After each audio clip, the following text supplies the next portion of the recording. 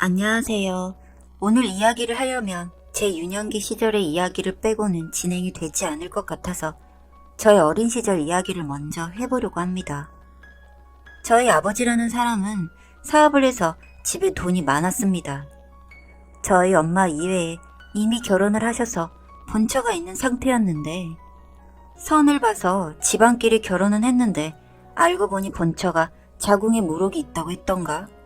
아무튼 임신이 불가능한 몸 상태였고 당시 돈이 필요했던 저희 엄마를 만나서 집에서 함께 지냈다고 합니다.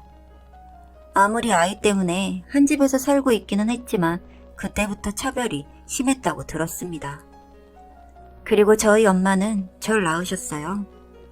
그 집에서 원한 건 대를 이어줄 아들이었습니다. 그렇게 저를 놓고 나서 1년이 채 지나지 않았을 무렵 저희 엄마는 둘째로 아들을 낳았습니다. 아들을 낳은 것만으로도 저희 어머니의 일은 끝이 난 거였고 더 이상 그 집에서 머무를 이유가 없었는데 어머니가 욕심이 나셨던 모양입니다. 그래도 돈이 많은 집이니 저를 키워달라고 울며 불며 부탁을 했다고 했어요. 저희 엄마는 임신 중에도 본처에게 맞고 저희 아빠한테도 맞으면서 지냈고 집안에서 굳은 일은 혼자 다 하며 지냈다고 들었습니다. 제가 젖을 떼고 걷는 것만 보고 나가고 싶다고 해서요. 그 뒤로 엄마가 어떤 생활을 했을지는 더 듣지 않아도 알 수 있었어요.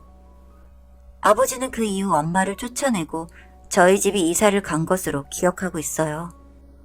물론 어렸을 적 일들이라 기억도 나지 않았지만 제가 언제든 기억할 수 있도록 본처와 아버지는 저에게 항상 말을 하며 정규 과정이 끝나면 이 집에서 나가라고 선을 그었어요.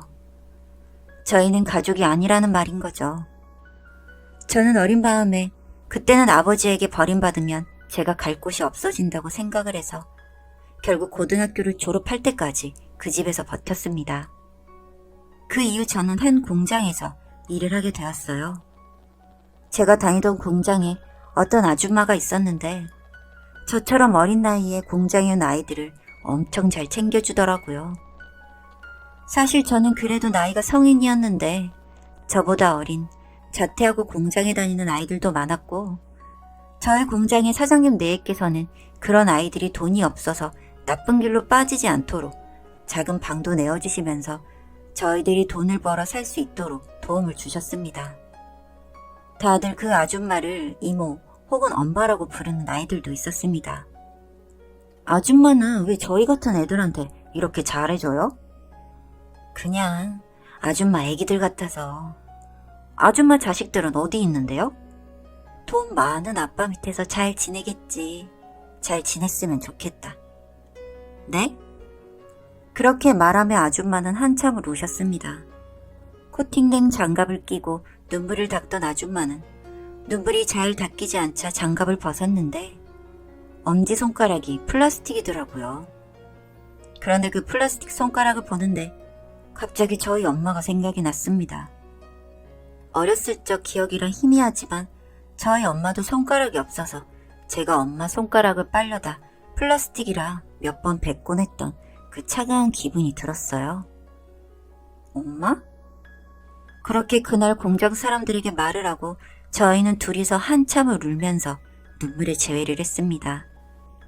저희 엄마는 그날 그렇게 쫓겨나고 며칠 뒤 다시 찾아가니 사람들이 이사를 가서 절 찾아 헤매었다고 합니다.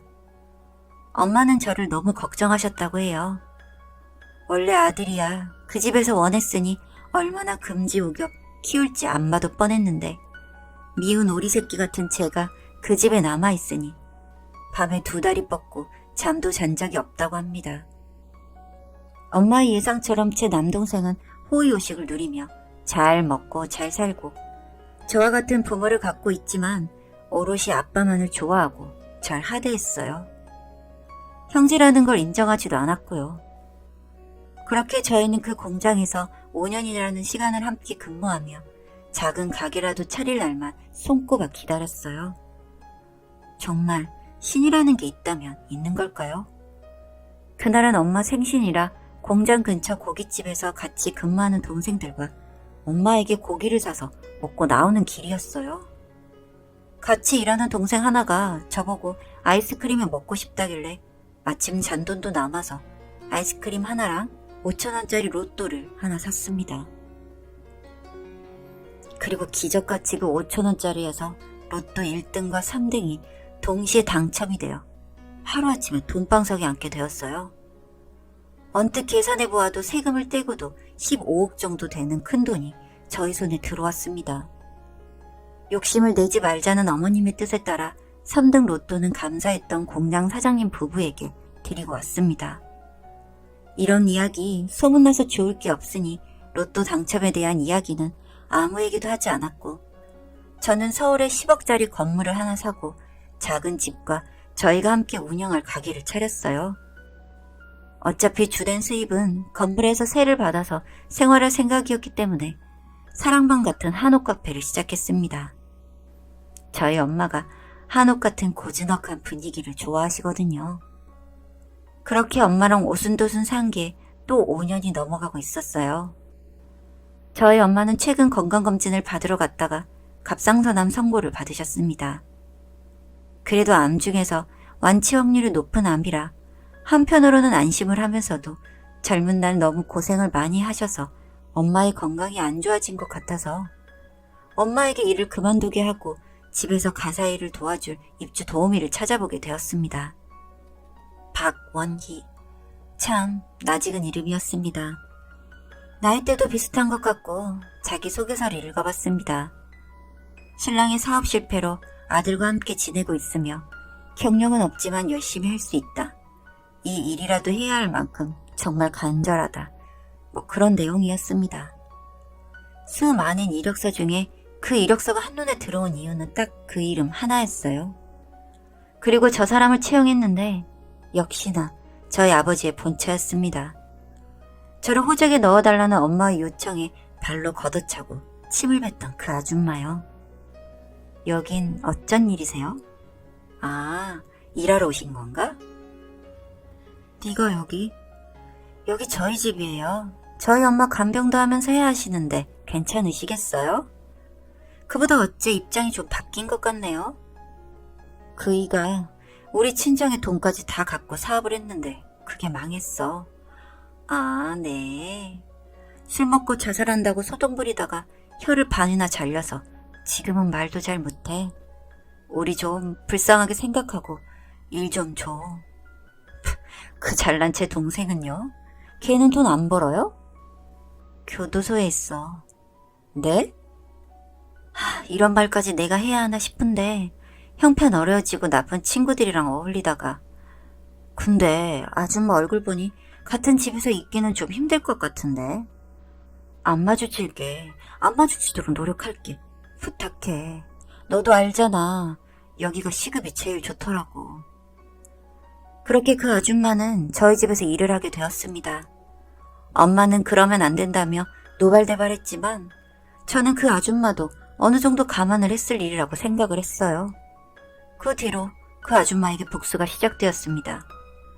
아줌마가 큰 솥에 빨래를 삶고 있길래 저도 모르게 지나가면서 아줌마를 툭 쳤는데 뜨거운 솥에 데어서 소리를 지르더라고요. 아줌마 시끄러워. 우리 엄마 깨면 어쩌려고 그래? 죄송합니다. 방금 거 데웠으면 산지 처리해줄게. 그리고 청소를 하고 있으면 그 앞에서 꼭 더럽히고 싶더라고요. 일부러 그 여자가 보는 앞에서 화분을 갈거나 괜히 말도 안 되는 요구를 한 적도 있어요. 하루는 제가 밖에서 볼일을 보고 들어오는데 집에서 부시럭거리는 소리가 나서 2층으로 올라가 보니 자고 있는 엄마의 곁에서 화장대를 뒤지는 그 여자가 보였어요.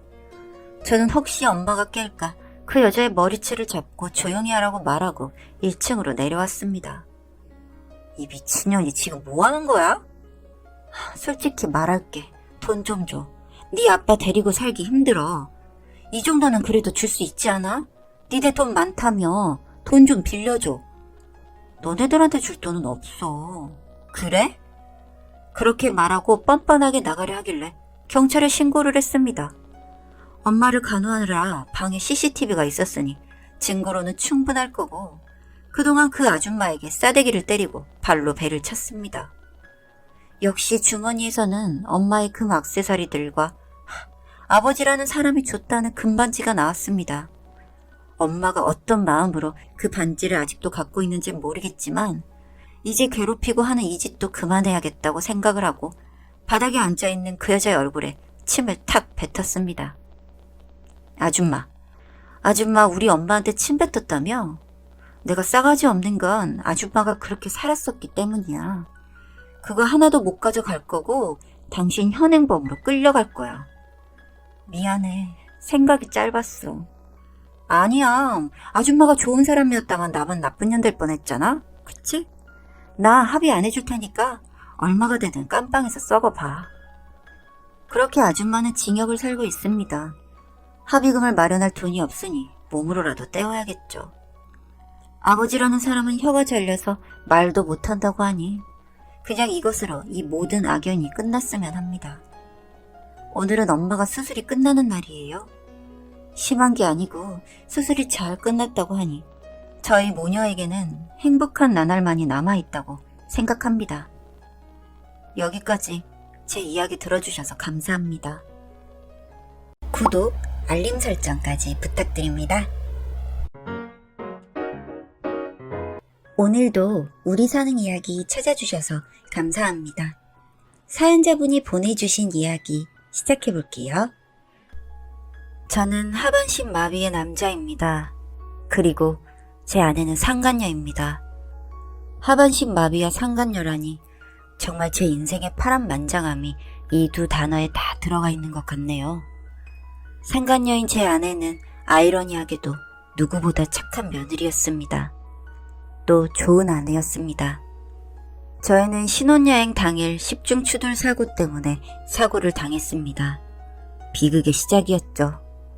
그때 아내는 팔이 부러지는 것으로 끝났지만 저는 신경을 다쳐 그만 하반신 마비로 이어지고 집에는 한바탕 난리가 났습니다. 어머니랑 아버지는 절 보고 우시고 슬퍼하는 것만으로 끝내지 못하신 채 아내를 탓하기 시작했습니다. 그때 아내는 어머님 아버님 죄송하다고 다 제 잘못이라고 빌었고 어머니 아버지는 그런 아내를 때리면서 네가 어찌 그래? 네가 다쳤어야지. 내 아들 살려내! 하고 쓴소리를 하셨고 상처 주는 말을 하시곤 했습니다. 따지고 보면 아내도 피해자였는데 말입니다. 결혼생활 채 시작하기도 전에 정상인과 결혼했던 아내는 이제 평생 책임져야 할 장애가 있는 남편을 맞이하게 된 거였으니까요. 그렇게 부모님이 억지 소리를 할 때마다 아내는 제 잘못이라고 하며 울었습니다. 그런 아내를 보며 전 감싸 안아줄 수밖에 없었죠. 당신 잘못이 아니라고요. 그렇게 아내는 제가 태어나기 전까지 어머니의 지휘 아래 모든 것을 이루어냈습니다. 저를 간병하면서 저희 집 일을 친정집 일처럼 하는 것을 보고 내가 결혼을 잘했구나 싶었습니다. 그 일이 있기 전까지는요. 병원에서 2달이라는 시간 동안 있으면서 저는 걷고 싶다, 뛰고 싶다는 생각을 많이 했습니다. 그렇기에 재활치료도 열심히 받았고 팔을 이용해서 약간은 조금은 움직일 수 있을 정도에 저는 드디어 고대하던 퇴원을 했습니다. 아내는 퇴원 수속을 하고 곧장 집으로 향했습니다. 아내는 차를 타고 가면서 그러더군요. 어머님이 당신 보고 우실지도 몰라요. 지금부터라도 당신이 더 잘해드려요. 라고요. 저는 그 말에 멋쩍게 웃으면서 그렇게 하겠다고 대답을 했던 것 같습니다. 역시나 집에 도착하자 절 보신 어머니는 아내에게 너 같은 것한테 우리 아들 내주는 게 아니었어 라며 울음을 터뜨리셨습니다. 사지 멀쩡하던 놈이 일이 되었으니 아마도 어머니는 누구라도 탓하고 싶었을 거라 생각합니다. 그런 어머니에게 아내는 제가 남편 내조 잘하고 앞으로 더 잘할게요 라며 어머니를 안아주더군요. 그런 아내의 품 안에서 어머니는 엉엉 울기 시작하셨고 한바탕 울고 나셔서는 어느 정도 해소된 듯한 모습을 보이셨습니다. 아마 듣고 싶은 소리를 들으셔서 그러셨겠죠. 그렇게 아내는 정말로 저를 끔찍히도 생각했습니다. 불편하다는 말이 나오지 않게 하기 위해 이것저것 다 준비를 해놓았더라고요. 화장실부터 거실, 제가 다니기 편하게 가구 정리까지 말입니다. 어머니도 그걸 보시고는 아내에게 고맙다고 이야기하시더군요. 그렇게 저는 병원에 다니고 재활 치료를 받는 동안 아내는 잠시 자신의 일을 보고 다시 돌아오곤 했습니다. 그러던 아내는 그날도 역시 제가 조금이라도 걸을 수 있게 도와주신 선생님과 같이 상담을 받고 오겠다고 하더군요.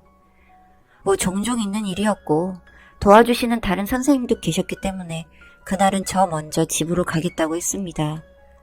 아내는 놀라는 표정을 지으면서 그건 안 된다고 했지만 저는 저에게만 매여있는 아내에게 항상 미안한 마음이 있었던 터라 이번에 한번 도전해보겠다고 했습니다.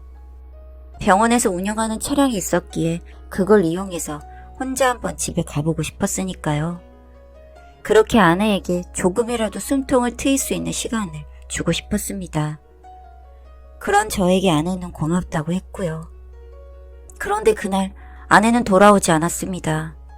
그리고 다음날 아침 돌아온 아내는 미안하다고 하며 오랜만에 자유시간을 줘서 친구를 만났는데 술을 마시다가 깜빡 잠이 들고 말았다면서 혼자 있는 동안 많이 불편하지 않았냐고 물었습니다.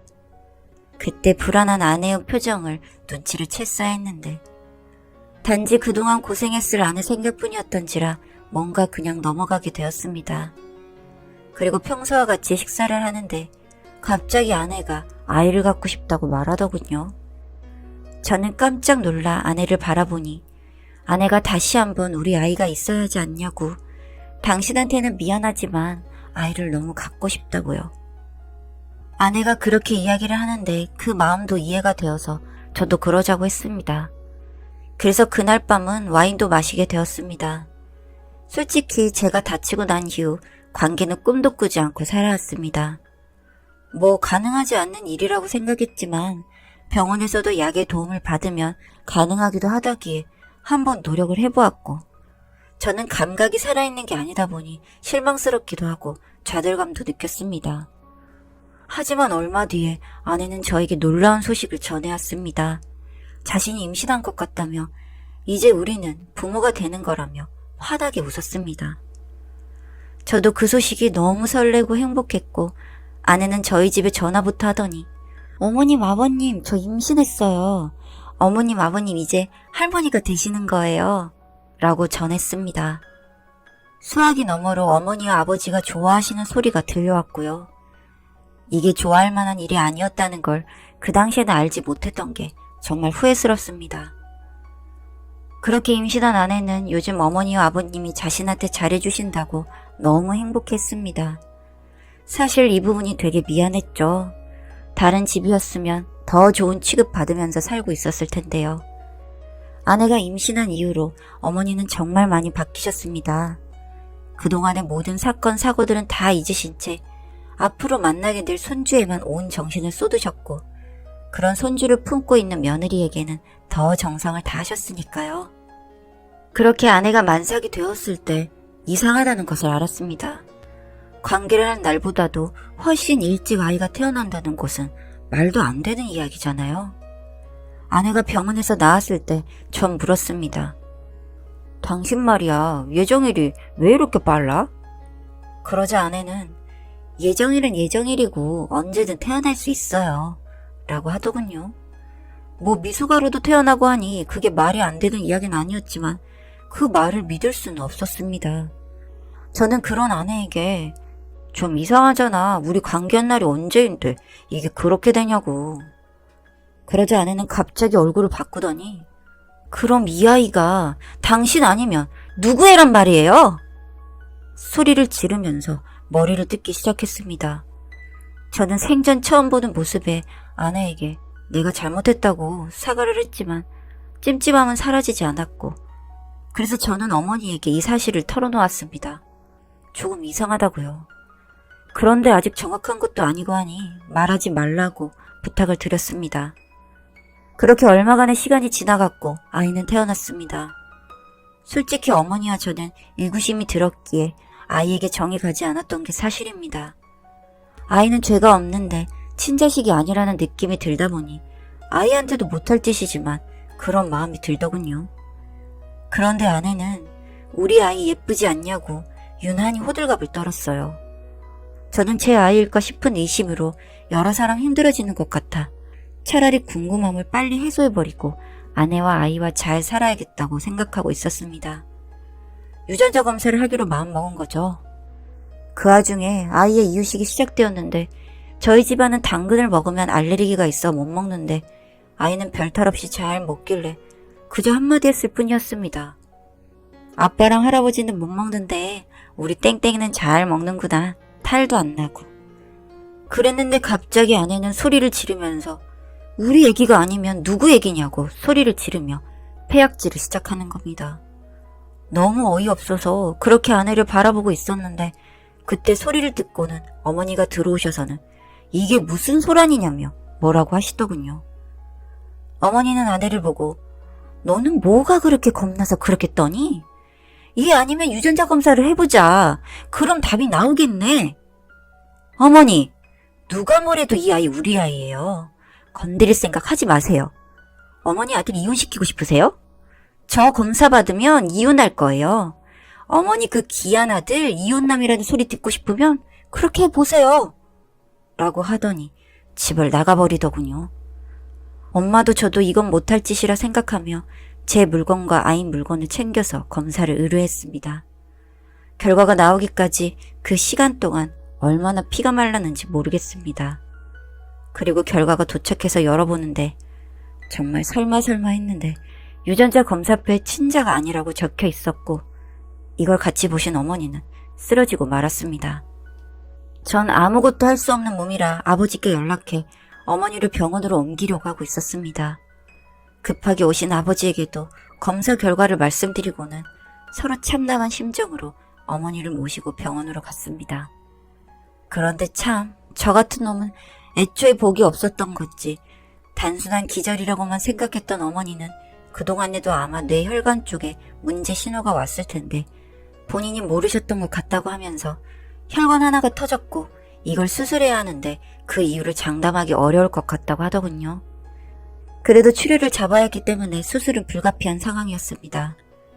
그렇게 어머니를 수술실로 보내고 있는데 어떻게 알고 온 것인지 아내가 울면서 오더군요. 아이는 친구에게 맡기고 왔다면서 수술방 앞에서 어머니 하면서 우는데 너무 서럽게 우는 아내가 안쓰러울 정도였습니다. 그래도 그동안 어머니와 둘의 관계가 정말 좋아졌나 보다 하고 있었죠. 그렇게 10시간여의 수술이 끝나고 어머니는 중환자실로 옮겨졌습니다. 그동안 불효했던 것만 떠오르고 어머니가 갑자기 제 곁을 떠날 수도 있다고 생각하니 죽고 싶은 마음뿐이었습니다. 중환자실 면회 시간이 되기만을 기다렸다가 어머니의 얼굴을 보고 오는 것 밖에는 아무것도 할 수 없는 제가 원망스러웠죠.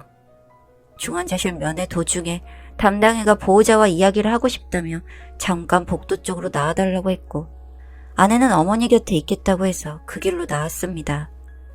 그렇게 담당이는 저에게 그래도 수술이 잘 된 편이고 연세에 비해 회복도 아주 잘 되고 있는 거라고 말씀하시더군요. 그 말을 듣고 좀 마음을 추스리고 어머니가 있는 곳으로 가는데 아내의 수상한 움직임이 보이기 시작했습니다. 뭐지? 하며 아내를 보고 있었는데 세상에 어머니에게 씌워져 있는 산소호흡기를 신경질적인 손짓으로 확 쳐내려버리는 게 아니겠습니까? 아니 이 여자가 무슨 짓이야? 하며 들어가려는데 주변을 두리번거리더니 다시 씌우는 것을 확인했습니다. 전 그 순간부터 그 여자를 믿을 수 없었습니다. 산소 농도가 떨어져서인지 알람이 울리기 시작했고 간호사 선생님이 급하게 오셔서는 이것저것 확인하시고는 큰 문제는 없는지 돌아가더군요. 전 제 옆에 아주 무서운 사람을 두고 있었다는 걸 깨닫고 조용히 쫓아내는 게 어려울 수도 있겠다는 판단을 했습니다. 조용히 아내의 뒤로 걸어가는데 아내는 어머니에게 뭐라 중얼대고 있더군요. 당신이 우리 사이를 의심한 벌이 이렇게 내려지는 거네요. 라고요. 온몸에 소름이 쫙 올라왔는데 제가 온 인기척을 느꼈는지 곧바로 얼굴을 바꾸고는 걱정스러운 눈빛으로 무슨 일로 상담했냐고 묻더군요. 전 아내에게 엄마가 영영 정신이 돌아오지 않을 수도 있다는 말을 들었다고 해버렸습니다. 그 이후로의 시간은 모르겠습니다. 저는 그 여자와 이혼하는 것에만 신경을 썼습니다. 이혼 서류를 들고 이혼하자고 했더니 아내는 내가 당신이랑 이혼을 왜 하냐고요. 내가 당신 어머니한테 또 아버님한테 당했던 거 잊었어요? 그때 나보고 불쌍하다면서요. 그리고 우리 아이는 어떻게 하고요? 절대 못해요. 라며 거절하더군요. 참 이상한 게 정말이지 이 여자는 그 아이가 제 아이라고 생각하는 느낌이었습니다. 그러지 않고서는 이렇게까지 눈빛이며 모든 행동이 당당하기 어렵다는 생각이 들었거든요. 이게 보통 사람의 반응인가 싶기도 했고요. 그렇게 아내와는 한 달이 넘도록 냉정 상태로 있었습니다. 저는 아내가 저에게도 어떠한 해코지를 할까봐 무서웠지만 정말 어떻게 생각하면 더 무섭게도 저에게 극진하게 잘해주었습니다. 그러던 어느 날 누군가 문을 두드렸고 아내는 그 사람을 확인하고는 놀란 듯 자리에 주저앉아 버렸습니다. 네, 제 어머니가 집 안으로 들어섰기 때문이죠. 아마도 영영 정신이 돌아오지 않은 상태라고 알고 있었던 사람이 나타나니 놀라기도 했을 겁니다. 어머니는 바로 제 아내의 머리채를 휘어잡으신 뒤 내 아들 다리 잡아먹은 것도 모자라서 애 가지고 장사하고 감히 나를 죽이려고 들어? 이 우명하고 무시무시한 년아. 그리고 들려오는 대답에 저는 정말 너무 두려웠던 기억이 납니다. 아내는 머리를 잡혀있는 상태에서도 발악을 하며 말을 하더군요. 지금 누굴 탓하는 거예요? 그게 왜 내 탓이에요? 저 사람 탓이지. 그나마 명줄이 길어서 하반신 마비로 끝난 줄 아세요. 내 덕에 당신 아들 얼굴이라도 보고 사는 줄 알아, 이 미친년아. 전 그 상황을 빨리 종료시키고 싶었습니다. 이젠 정말 이 여자와 끝내야겠다고 생각했고 유전자 검사 결과지를 그 여자에게 던졌습니다. 그걸 확인하더니 아내의 표정은 굳어지더군요. 그러더니 갑자기 바닥에 엎드려서 잘못했다며 울기 시작했습니다. 그리고 우리는 이혼을 하기로 했습니다. 그동안 절 지극정성으로 돌봐준 여자였기에 다른 부분에서는 문제 삼지 않겠다고 그냥 조용히 이혼하자고 했고 아내도 그러자고 했습니다. 그렇게 서류에 도장을 찍은 상태였죠. 그렇게 그 밤이 지나갔고 다음날 아내는 기분 좋은 목소리로 저를 깨웠습니다. 얼른 일어나서 출근하라고요.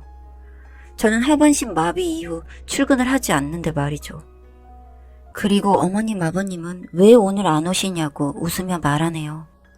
조정기간 중에 이런 일이 일어나게 되어 안타깝긴 하지만 그렇게 이혼은 이루어졌고 아내였었던 그 여자는 그렇게 정신과 치료를 받고 있다고 들었습니다. 홀어머니 밑에서 자란 그 여자도 저도 결국엔 각자의 부모님 밑으로 다시 돌아가게 되었습니다. 어디서부터 제 인생은 잘못된 것일까요? 생각하면 끝없는 어둠뿐이라 막막하기만 합니다. 이런 제 이야기 들어주셔서 감사합니다.